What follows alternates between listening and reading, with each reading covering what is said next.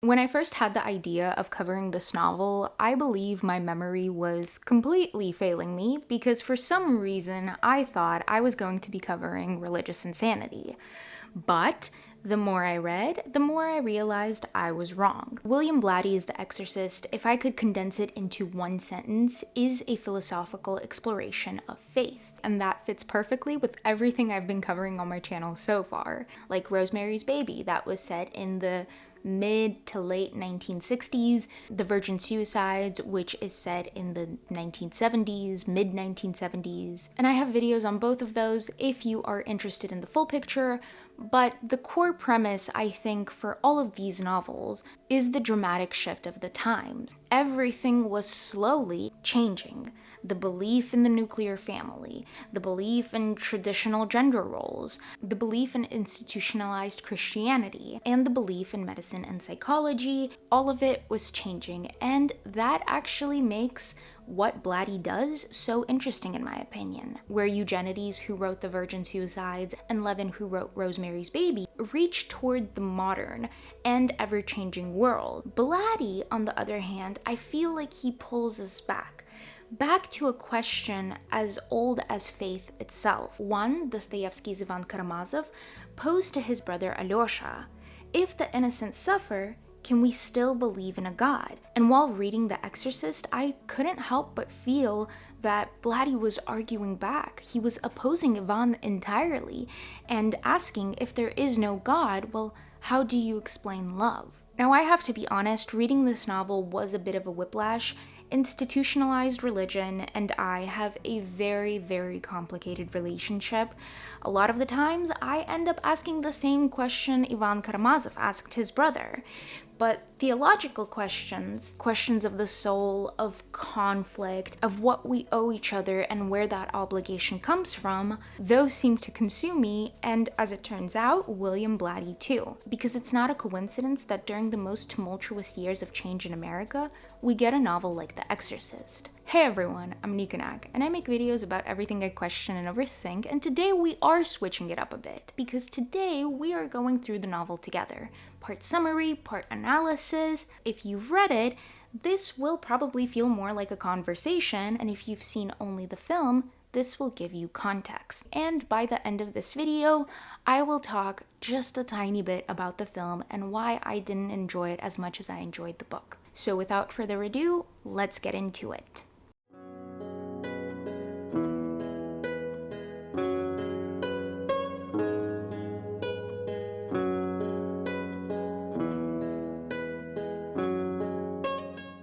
In 1949, when Blatty was a student at Georgetown University, a case made the papers.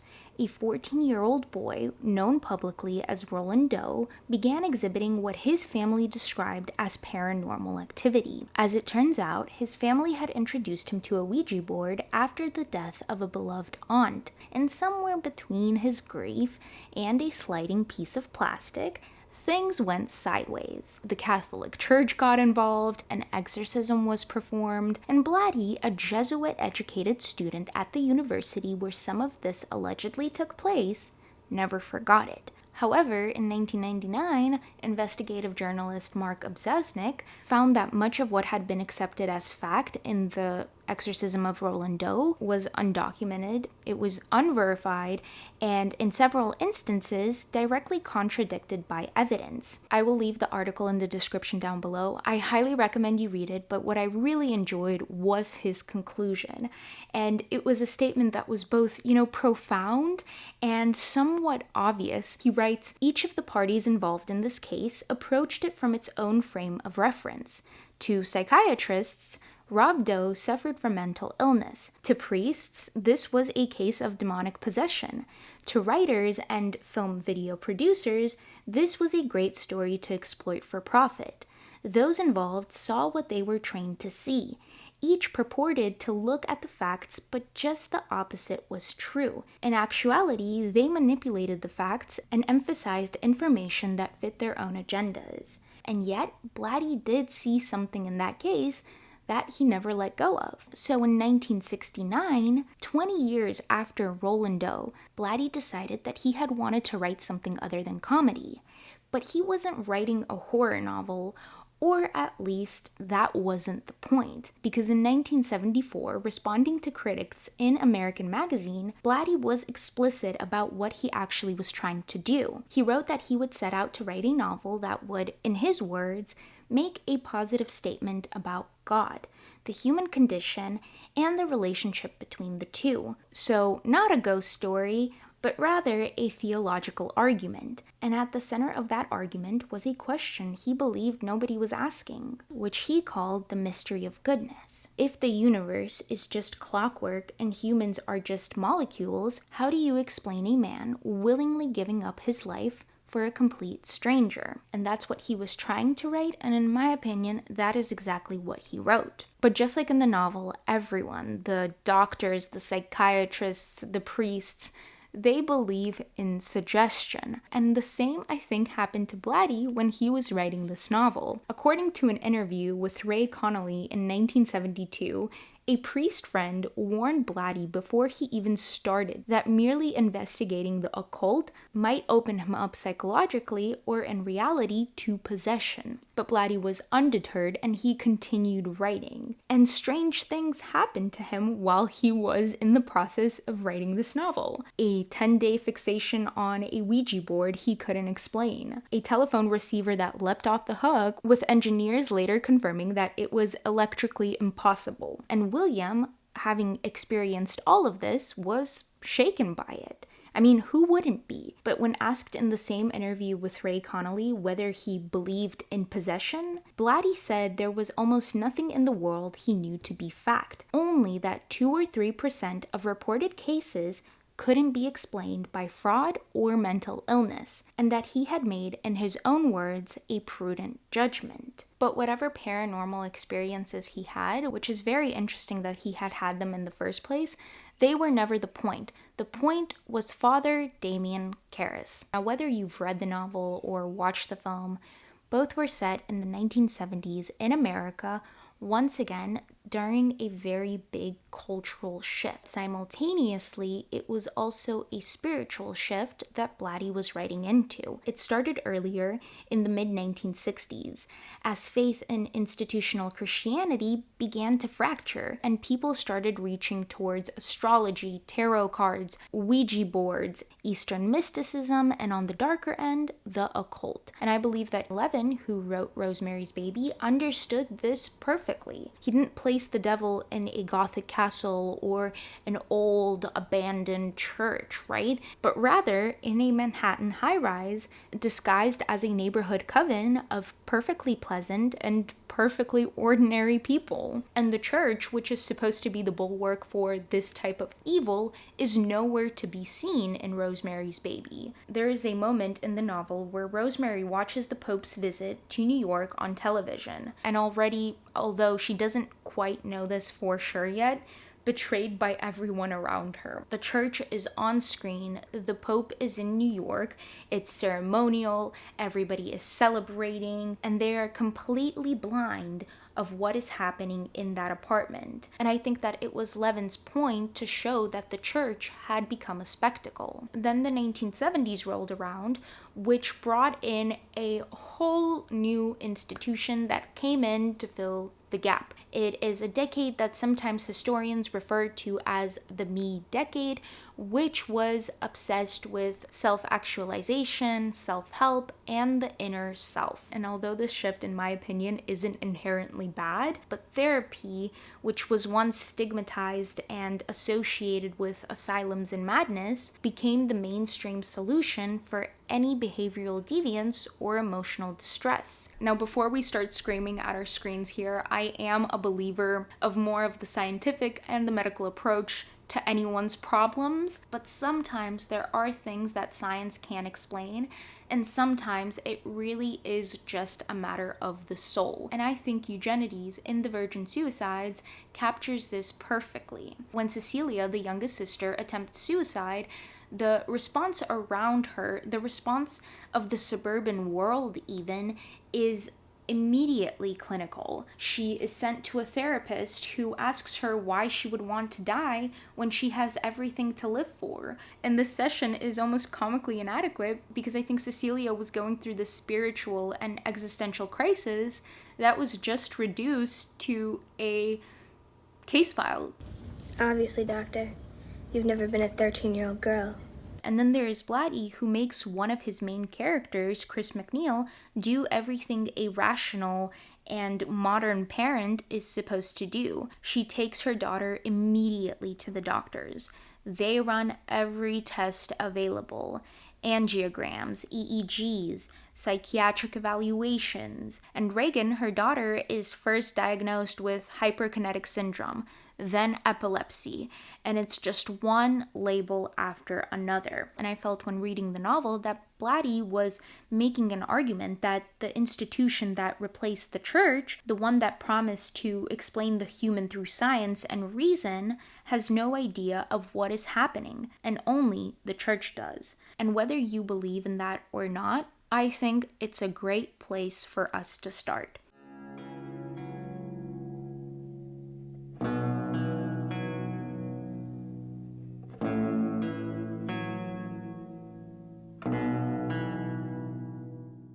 The novel opens up when Father Lancaster Marin, an elderly Jesuit, is leading an archaeological dig and uncovers a small statue of Pazuzu, a demonic deity which is the king of the wind demons in ancient Mesopotamia. This discovery is followed by a series of omens that tell Marin that something is coming that he has fought before, but we don't know that yet.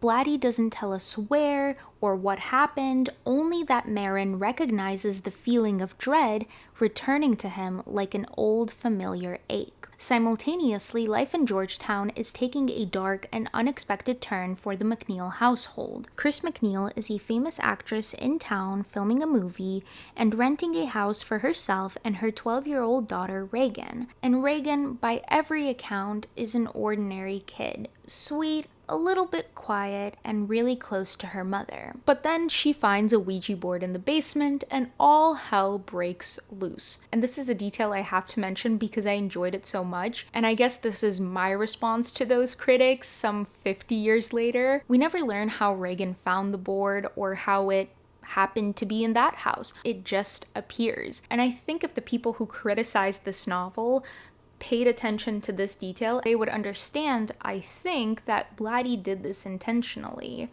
because the demon was never the point, and his goal was not to sensationalize demonic possession. But going back to Reagan, she starts using it, and what begins, at least to her mother, as an imaginary friend, later introduces itself as Captain Howdy. What follows next for the MacNeil household, I would say, is the rapid decline of Reagan's mental state and physical state. And one of my favorite chapters in the novel is the dinner party that Chris hosts. On the surface, it's just a party. There are actors, a senator, a celebrity psychic named Mary Jo, who I will get to in a second, an astronaut, and 2 priests from the local Jesuit community. Now, Blatty lets this scene breathe. It feels almost relaxed. Everybody was having a great time. There were drinks, there was food, and there were conversations. And looking at this in hindsight makes everything that happens at the end of the chapter shatter this illusion that it's relaxed or safe. And the conversation that starts it all is the one that Chris has with the 2 priests who arrived, Father Dyer and the Jesuit dean. Chris keeps on asking them, well, what happened at the church? And the Jesuit dean explains that the church had been desecrated twice already. There had been human excrement left on the altar cloth and something obscene attached to a statue of Christ. And he also mentions in passing that there's a priest on campus who's something of an expert on this kind of thing, psychiatrist and priest Damien Karras. And this is the first time Chris hears this name,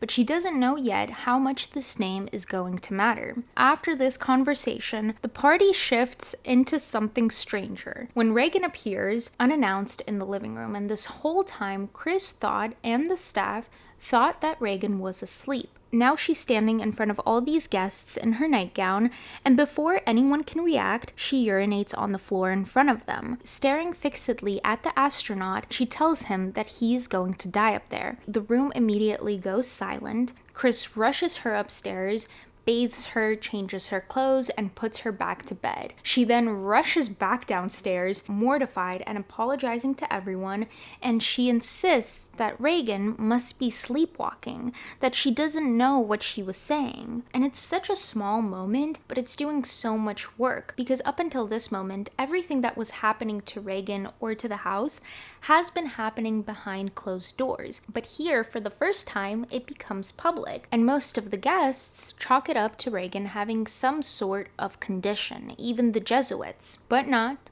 Mary Jo. And I'm a little bit upset she didn't play a bigger role in the story. She's one of, if not the only character that senses that something is wrong from the get-go and then just exits the narrative. But it does make sense because if we remember once again, and I swear I won't let you forget this, that wasn't the point of the novel, hence he wasn't interested in giving us a psychic who saves the day. And even though Mary Jo's role is small, it still is crucial because one, she's the one who sensed something was wrong, and two, because of how Chris reacts. Predictably, she dismisses it. By the end of the night, most of the guests have left, and Chris is alone at the door with Mary Jo, who has been quietly observant all evening. And as Mary Jo is about to leave, Chris, almost as an afterthought, asks her opinion on the Ouija board, whether she thinks there's any harm in it. She expects a dismissal. Instead, Mary Jo goes quiet, and through Chris's thoughts, we understand that she is being very careful in choosing her words. And then she says, "I don't know what you think of me. Many people associate me with spiritualism, but that's wrong. Oh, yes, I think I have a gift," she went on, "but it isn't occult. In fact, to me, it seems perfectly natural. Being a Catholic, I believe that we all have a foot in two worlds. The one that we're conscious of is in time, but now and then a freak like me gets a flash from the other foot, and that one, I think, is in eternity, where time does not exist, and so the future and the past are both present. So now and again, when I'm feeling a tingling in the other foot, I believe that I'm seeing the future. Though, who knows," she said. "Maybe not." She shrugged. "Well, whatever. But now the occult," she paused, carefully picking her words. "The occult is something different. I've stayed away from that. I think dabbling with that can be dangerous. And that includes fooling around with the Ouija board." And then she tells Chris directly that she would take the Ouija board away from Reagan. And when Chris laughs this off, Mary Jo, she doesn't argue. She says that, well, yeah, it could just be that. A feeling, something that she's completely incorrect about. But then she tells a story to make her point anyway. A family of 11 in Bavaria in 1921 experimented with a seance, and shortly after that lost their minds, ending in violence against their own infant grandchild. Later, that would end with the whole family ending up in an asylum. And what I find so interesting about this chapter is the inversion, because Mary Jo is introduced as the occult figure at the party, the celebrity psychic everyone's a little charmed by and a little skeptical of. But by the end of the chapter, she's the one drawing this hard line between the occult, while Chris, the secular and modern mother,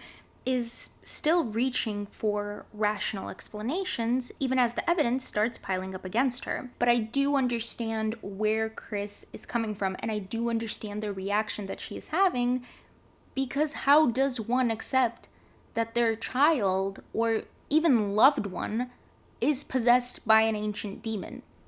So Chris does what any normal parent would do. She takes her daughter to the doctors. And credit where it's due, Chris is put through the ringer with all of this. I don't know how she handled it, because first came stress. Then it's the divorce.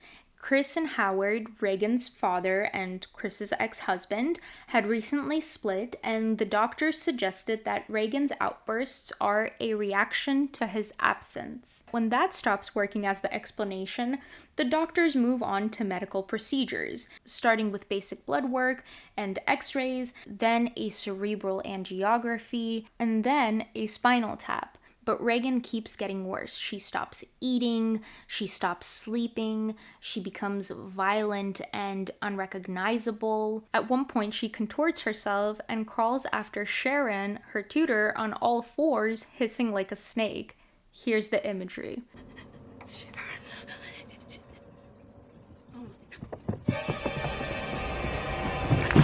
And because all of Reagan's behavior defied medical logic, her psychiatrist suggested an intensive examination at the Barringer Clinic. So Chris, once again, being a top-tier mother, takes her there. What follows is one of the more interesting structural choices in the book. Blatty doesn't give us a clean scene. Instead, we get these fragments that are pieces of conversations she has with different doctors. And I think this is supposed to show us that not only is she exhausted, but also overwhelmed with everything that is happening. And one of the memories is a conversation with one of the doctors, I'm assuming with Barringer himself, and they explain a rare psychological syndrome where a patient, driven by unresolved guilt or conflict, becomes convinced their body has been taken over by another personality, and historically it was understood as a demon. In more modern cases, however, it is interpreted as the spirit of someone the patient once knew. So because of this diagnosis, the doctors try hypnotherapy, but nothing works. And finally, one of the doctors, almost reluctantly, offers Chris something he frames less as a medical recommendation and more as a last resort. And he asks her if she has ever heard of exorcism. He goes on to say that it's a stylized ritual pretty much out of date in which rabbis and priests try to drive out an evil spirit. It's only the Catholics who haven't discarded it yet, but they keep it pretty much in the closet as sort of an embarrassment, I think. But to someone who really thinks he's possessed, I'd have to say that the ritual's pretty impressive. And it used to work, in fact, although not for the reason they thought. It was purely the force of suggestion. The victim's belief in possession helped cause it, and in just the same way his belief in the power of the exorcism can make it disappear. I see that you're frowning. Well, of course. I know it sounds far-fetched, so let me tell you something similar that we know to be a fact. It has to do with Australian Aborigines. They're convinced that if some wizard thinks a death ray at them from a distance, why, they're definitely going to die. And the fact is that they do. They just lie down and slowly die. And the only thing that saves them, most times, is a similar form of suggestion, end quote. But oh, the irony, as sad as it may sound, the modern medical institution that Chris trusted throughout this entire ordeal is the one to point her back toward the church. Once back home, Chris, defeated and dejected, reaches out to someone whose name we've heard before, Father Damien Karras. Now, The Exorcist is written in alternating close third person, meaning it cuts back and forth between the McNeil and Father Karras' storyline. Now we do have to catch up with Karras because while all of this is happening to Reagan and her mother, he had been facing his own battles. Now, his mother had just died, she had been alone in an apartment in Manhattan, and by the time anyone found her, she had been dead for days. And the only reason her body was discovered because her neighbors kept complaining about her radio playing without an end. And Karras, when he learns about this, he keeps this detail festering like a wound inside him, because his thought process is that he had the education and the intellect to be a wealthy Park Avenue psychiatrist, and his family doesn't let him forget that, but because he was a Jesuit priest, bound by the vow of poverty, he had nothing to offer. Now this matters because prior to her death, without his knowledge or input, Damien's family had her committed to a public ward because they could no longer care for her. Karis is caught completely off guard when he receives a phone call from his uncle informing him it's already been done. And so because of this, he carries this immense weight of guilt, and throughout the novel, he keeps returning to the memory of his visit to the clinic when he finally saw his mother there. As she saw him and met his gaze, she'd grown suddenly silent, then got out of the bed and slowly moved to the small, round, glass observation port, her expression baffled and hurt. "Why you do this, Dimmy? Why?" End quote. And these words would only continue to haunt him. Constantly at the forefront of his thoughts was the guilt of having left poverty, his mother, and a career in psychiatry for vocation. And after these events happened, leads to the erosion of his faith, with him constantly asking what kind of God allows a woman like his mother to die alone, afraid and unheard. Then that question snowballs into the belief that even if God exists, he could never love someone like Damien. And that is why when Chris reaches out to Damien about Regan, he doesn't believe it. He asks her to repeat the question, and when she does, he says, "Oh, well, first you'd have to put him in a time machine and get him back to the 16th century. Well, it just doesn't happen anymore. Many educated Catholics don't believe in the devil anymore. And as far as possession is concerned, since the day I joined the Jesuits, I've never met a priest who's ever in his life performed an exorcism. Not one." End quote. He continues to say that the church's own understanding of the devil has been replaced by Harvard's understanding of schizophrenia and split personality. And when Chris hears this, she breaks down completely. And Damien, feeling that guilt for dismissing her so quickly and so bluntly, agrees to see Regan as a psychiatrist. Now, once they arrive at the house, before he has even seen the girl, something happens. A chill runs through him like a warning. But Damien, ever the skeptic and the man who is on the brink of losing his faith, doesn't trust this feeling. So he brushes it off and follows Chris upstairs to Regan's room. Now, what he sees inside that room would, in my opinion, turn every skeptic into a believer. Firstly, the monstrous figure in the bed bears no resemblance to the sweet 12-year-old Regan. Secondly, the entity possessing her recites scripture in a voice that doesn't belong to a child. And still, Damien holds his ground. It's only when it weaponizes his guilt over his mother that he's finally shaken. And yet, despite being shaken, Damien still has to rationalize the inexplicable and wade through the bureaucratic purgatory of compiling evidence for the church. And what unfolds next is also one of my favorite sections of the novel, not just because of what it reveals about the actual requirements for an exorcism,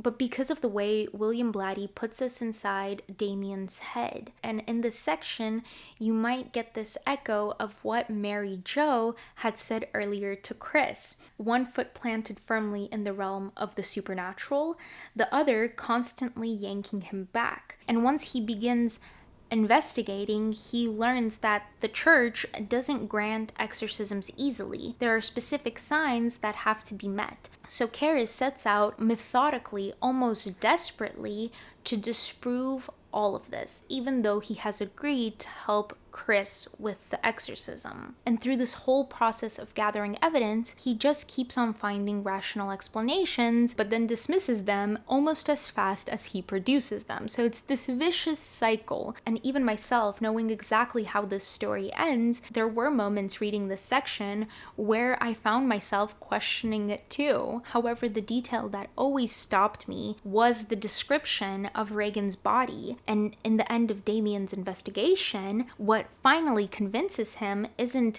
a clever linguistic trick or a theological gotcha. It is the body. Late one night, Sharon calls him back to the house saying he has to see this for himself. Regan lies in a kind of coma, and when Sharon pulls back the top of her pajamas, what rises up out of the skin are the words, "Help me." After everything he sees, this is the one piece of evidence he cannot explain. So the next morning at 9 o'clock, he goes to seek permission to perform an exorcism, which surprisingly is granted pretty quickly. So 2 things about this particular moment. First, I never really bought that the "help me" was the one thing that tipped him over. By this point, Damien has already witnessed fluent Latin, a backward English recording naming him and Marin, physical strength that defies any explanation. This was the moment that finally convinced him. But then again, that might not be the point. Up until this moment, every conversation Damien has had has been with the entity. But this is the first time Regan herself has reached out. And maybe that's what actually breaks him, not the strength of the evidence, but who it finally came from. And second, as much as I loved watching Damien build his case, the actual approval process for me felt almost anticlimactic. It mostly just takes his word at the end. His conviction and credibility as both a psychiatrist and a priest is enough to set the entire machinery of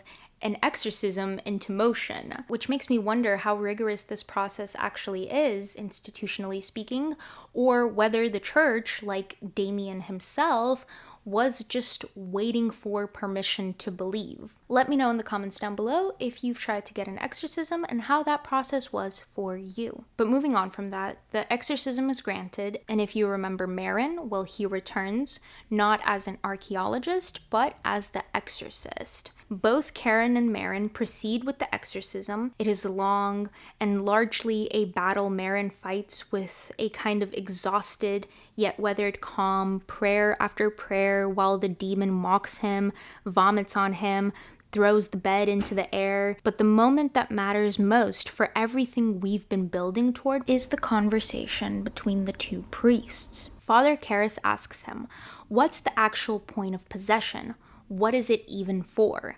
And Marin says, who can really hope to know? And yet, I think the demon's target is not the possessed.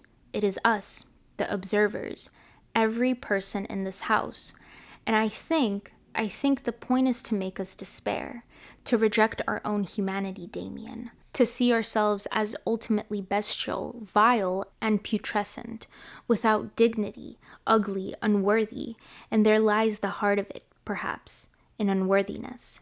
For I think belief in God is not a matter of reason at all. I think it finally is a matter of love, of accepting the possibility that God could ever love us." End quote. Marin continues to admit that he too once lost his own faith the same way, not through doubt about God's existence, but through despair at his own inability to love people who repelled him, and that despair spiraled into despair about God, and his faith shattered the exact same way as Damien's did through unworthiness. What saved him, he says, was realizing that God never asked him to feel love as an emotion, only to act with it, and that loving the people who repelled him most was, in fact, the greatest act of love available to him. And then Marin says something that I think is just the saddest line in this entire novel, that possession isn't really found in wars or extraordinary interventions like the one happening upstairs with Regan. It's found in the small things, the cutting word between friends, between lovers, between husbands and wives, and that we don't need Satan to destroy each other. We manage that ourselves. After this conversation, both Marin and Damien resume the exorcism, which stretches on for days. The demon naturally turns on everyone, like Chris, and blames her for everything that is happening to Regan, and then on Damien by blaming the death of his mother on him. All the while, neither of them is sleeping, there is no real progress, and Regan's body is growing weaker by the hour, with Damien expressing concern that her heart will just give out. And then at the climax of it all, Damien finds Marin collapsed on the floor, so consumed with worry over Regan's failing heart, he never saw that Marin's had finally given out. Damien, now alone with the demon, doesn't pray. Instead, he challenges it, demanding it leave Regan and take him instead. And the demon, with its hatred of Marin still fresh and probably feeling he had won, takes the bait. It leaves Regan's body and enters Damien's. What follows happens almost too fast to process. Regan screaming in terror, and then Karis's voice fiercely shouting, "No," and then stumblings. Sharp bumps against furniture, against a wall. Chris knocked her drink over as she flinched at a violent crashing sound, a sound of breaking glass, and in an instant she and Sharon were racing up the stairs to the door of Regan's bedroom where, bursting in, they saw the shutters of the window on the floor, ripped off their hinges, and the window, the glass had been totally shattered. "It's Karis, Father Karis," Sharon cried out hysterically. Chris got up and moved quickly to the window, looked below, and felt her heart dropping out of her body. At the bottom of the steps on M Street, Karis lay crumpled and bloody as a crowd began gathering around him. End quote. So after Sharon races out of the room, she runs to the Jesuit residence hall to find Father Dyer and tell him what's happened. He immediately sends for an ambulance and races out himself, crossing the street to where a small crowd has already gathered at the bottom of the steps, casually speculating that some guy must have fallen, maybe drunk. Father Dyer pushes through the crowd and finds Karis on his back. Damien is dying, but his eyes find Father Dyer and come alive with recognition. He can't speak, but he can still squeeze a hand. Father Dyer asks if he wants to make his confession. A squeeze. Is he sorry for his sins? A squeeze. Father Dyer absolves him, and as he finishes the final words, Damien's eyes fill with something Dyer describes as peace and almost like joy before they go still. Throughout this novel, we see Damien battling this internal struggle that went far deeper than whether Regan was possessed. And in the end, he actually resolves this battle twice. One, he chooses to sacrifice himself for a stranger's daughter, throwing his body to its death, confirming everything Marin had told him in that hallway about love being a matter of will, not feeling. And in his final dying moments, he chooses to make his confession, to be absolved, as if after the guilt and the doubt, Damien finally found his way back to faith. And I found this to be profound. And finally, the epilogue. It's now 6 weeks later. Chris and Regan are about to leave for Los Angeles, but before that, Father Dyer comes by to say goodbye. Over coffee, he finally asks Chris the question that has been sitting underneath the surface of this entire novel. As a non-believer, does she think Regan was really possessed? She says she still doesn't believe in God, and if he existed, he would need 1,000,000 years of sleep a night just to put up with everyone. And besides, he never talks. But the devil, she says, she can believe in, because in her words, the devil's something else. I could buy that. In fact, maybe I do. You know why? Because the creep keeps doing commercials. End quote. Father Dyer doesn't argue with her cynicism. He just asks, if all the evil in the world makes you believe in a devil, how do you account for all the good? And that is the whole premise of the book, distilled into one exchange at a coffee table. Closing thoughts now. I personally love this novel. I didn't expect to love this novel as much as I did. I went in thinking it would be about one thing, and what I got instead was probably one of the most sincere and theologically serious books I've read in this whole series. As for what I didn't love, and there isn't much, it's mostly absence. For instance, Regan's stay at the clinic, it gets skipped over almost entirely in the novel, told to us secondhand through Chris's fragmented memory. The film, to its credit, actually gives us a little more. I would have also loved more time with Marin before the exorcism, because we get so little of him as a person before he's thrown into this final and exhausting battle. But my biggest gripe with this novel, and it's not actually a problem, it just goes to show how well this book is written, is that I just wanted more.